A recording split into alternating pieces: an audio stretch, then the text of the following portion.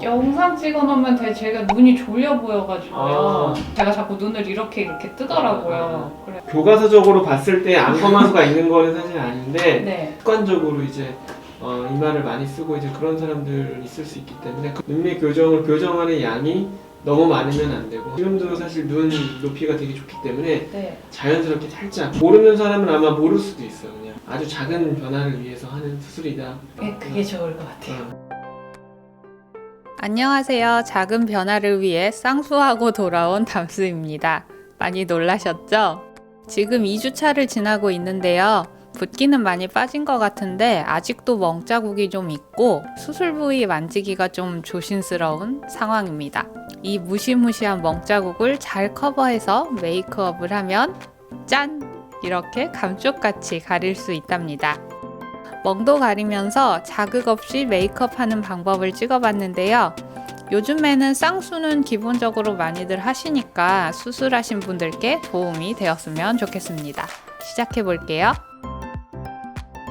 먼저 섀도우를 바르지 않을 때 커버 방법입니다. 수술 2주차부터 메이크업이 가능하다고 하는데 웬만하면 눈가에 자극을 주고 싶지 않더라고요. 그래서 멍자국만 부분적으로 가리는 거 보여드릴게요. 일단 얼굴 전체에 쿠션을 바르고 눈가 쪽은 수술 부위를 제외한 나머지 부분 위주로 발랐습니다. 이제 이 푸르딩딩한 멍을 커버할 건데요. 이런 눈가 부위는 무작정 두껍게 컨실러를 올리면 안 되고 보색을 이용해서 얇게 발라도 커버가 효율적으로 될 수 있도록 해야 돼요. 멍의 색을 보면 붉은기도 있고 푸른기도 있어서 붉은기는 초록색으로, 푸른기는 붉은색으로 덮어줄 거예요. 먼저 이런 차분한 초록색 컬러 코렉터를 조금 덜어 놓고요. 컨실러 중에서 좀 어두운 색상을 덜어서 믹스할게요. 멍의 색이 짙기 때문에 밝은색 컨실러를 사용하면 커버 효과가 없거든요. 그래서 초록빛 컬러 코렉터도 밝은 민트색 말고 이런 차분한 녹색을 사용하시는 게 좋습니다. 이렇게 작은 브러쉬의 앞뒤로 컨실러를 잘 먹여줍니다. 브러쉬에 넉넉히 양을 먹여놔야 눈가에 바를 때 스치듯 터치해도 색이 잘 올라가요. 이제 멍 부위를 커버할게요. 살살 터치하면서 얇게 얹어줍니다. 눈가 부위는 주름도 많고 계속 움직임이 있기 때문에 컨실러를 두껍게 올리면 갈라지거나 들뜨게 돼요. 그래서 최대한 얇고 완벽하게 커버하는 게 중요해요. 다크서클도 마찬가지고요. 그리고 주의할 점은 딱 멍 부위 안쪽으로만 색을 채워줘야 제대로 커버가 되어 보이니까 섬세하게 터치해주세요. 이 정도로 커버가 됐는데 붉은기를 한 번 더 잡아주면 좋겠죠. 반대쪽 눈을 커버하면서 건조될 시간을 좀 가질게요. 축축한 컨실러가 건조돼서 피부에 밀착이 된 다음에 덧발라야 커버 효과가 있습니다. 이쪽은 멍자국이 심하지 않은 편이라 좀 더 수월하게 커버할 수 있었어요. 마찬가지로 멍이 있는 부위에만 섬세하게 터치해주세요. 그리고 다시 반대쪽으로 돌아와서 초록색을 믹스한 컨실러를 한 번 더 덧발라줍니다. 붉은기가 꽤 가라앉았죠? 붉은기를 잡았으니까 이제 푸르딩딩한 이 검푸른 기운도 잡아볼게요. 다크서클도 그렇고 이렇게 푸르딩딩한 색은 보색인 붉은색을 믹스하면 훨씬 효과적으로 색을 잡을 수 있어요.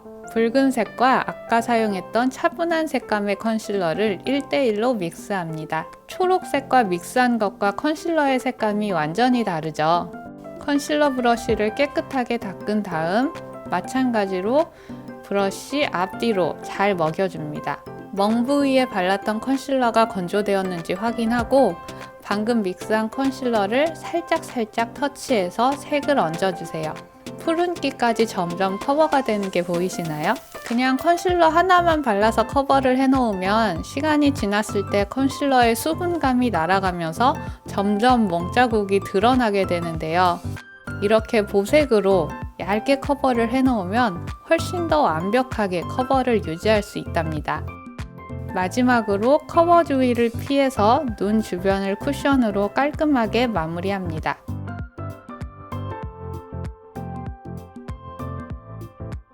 이 정도면 일상생활 하시는데 신경 쓰이는 일은 없을 거예요.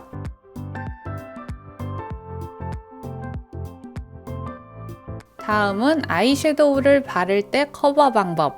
섀도우를 바를 때 주의사항은 컨실러와 섀도우의 사용 순서입니다. 컨실러를 바른 부위가 다른 데보다 축축하기 때문에 섀도우를 얹었을 때 그 부위만 더 진하게 표현이 되거든요. 섀도우를 바른 다음에 컨실러를 사용해 주셔야 해요. 자세히 보여드릴게요. 이번엔 쿠션으로 눈두덩까지 모두 베이스를 깔아 놓고요. 그 다음 내가 바르고 싶은 음영 섀도우를 눈두덩 전체에 발라줍니다. 지금은 눈가를 무리하게 건드리면 안 되기 때문에 이렇게 도톰한 브러쉬에 가루 타입 섀도우를 묻혀서 가볍게 톡톡 색을 얹어냅니다. 블렌딩도 스치듯이 가볍게만 해주세요. 이렇게 내가 원하는 정도로 음영 섀도우를 다 올린 다음 단계에 컨실러 커버가 들어갑니다. 섀도우를 바르고 나니까 멍이 퍼렇게 보여지네요. 여기는 오렌지색을 믹스해서 커버하도록 하겠습니다. 오렌지색의 차분한 스킨톤의 팟 타입 컨실러를 믹스해서 멍 부위에 섬세하게 얹어줍니다. 참고로 섀도우 후에 사용하는 컨실러는 촉촉한 타입 말고 좀 단단한 팟 타입 컨실러로 좀 더 매트한 질감을 사용합니다. 그래야 발라놓은 섀도우가 밀리지 않으면서 보송한 분위기 그대로 잘 어우러지거든요. 이렇게 커버를 한 다음엔 색이 없는 투명한 파우더를 덧발라서 컨실러를 고정시켜주세요. 그리고 쌍꺼풀 안쪽은 아예 붉은기가 있는 음영색을 사용해서 붉긋붉긋한 멍자국을 희석시켜줬어요.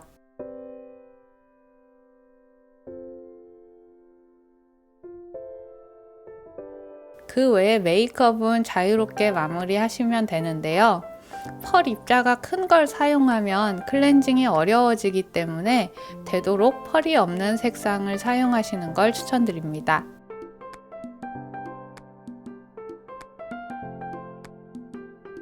이렇게 아이 메이크업을 완성했어요. 메이크업을 다 하고 나니까 눈이 더 자연스러워 보이는 것 같아요. 원래 제 눈은 쌍꺼풀이 너무 얇아서 눈을 떴을 때 섀도우 컬러도 잘 안 보이고 아이라인 디자인에도 한계가 있어서 좀 답답했거든요. 이젠 조금 더 아이 메이크업이 잘 보여질 것 같아서 개인적으로 기대가 됩니다. 빨리빨리 회복해서 더 다양한 메이크업 보여드리도록 할게요. 오늘 영상이 도움이 되셨다면 담수뷰티 구독도 부탁드려요. 감사합니다.